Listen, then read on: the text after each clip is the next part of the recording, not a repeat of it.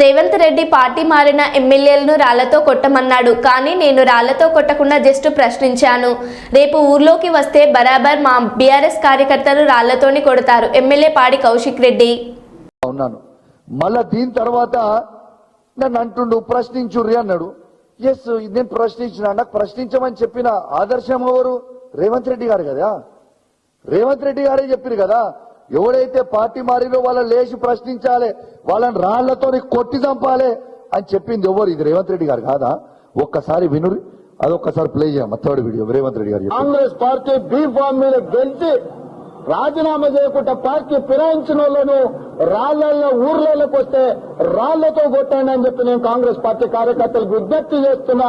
రేపు భవిష్యత్తులో ఎవడైనా పార్టీ ఫిరాయించి వాళ్లను రాళ్లతో కొట్టించే బాధ్యత నేను తీసుకుంటా. వాళ్లను రాళ్లతో కొట్టించే బాధ్యత నేను తీసుకుంటా. చూసిరు కదా, ఇక నన్ను లేచి నువ్వు ఎందుకు ప్రశ్నించినావు, నువ్వు అడిగినావు, నేను కేసు పెడతా గుర్తా. అరే నువ్వే చెప్పినావు కదనే. నేను అది పోకుంటే ముందు యూట్యూబ్ చూస్తుంటే నాకు రేవంత్ రెడ్డి గారు చెప్పిందే నాకు గుర్తొచ్చింది. మరి నేను చేయలే కదా. రేవంత్ రెడ్డి గారు చెప్తేనే మా బీఫామ్ మీద గెలిచిన ఎమ్మెల్యేని రాళ్లతో కొట్టమని చెప్తే ఇంకా నయ్యం, నేను రాళ్లతో కొట్టలే, ఒకటి ప్రశ్నించిన. రేపు మా ఊర్లలో పోయినాక బరాబర్ రాళ్లతో కొడతాం మా బీఆర్ఎస్ పార్టీ కార్యకర్తలు. ఎందుకు ఊకుంటాం భయ్? ఊకుంటామా?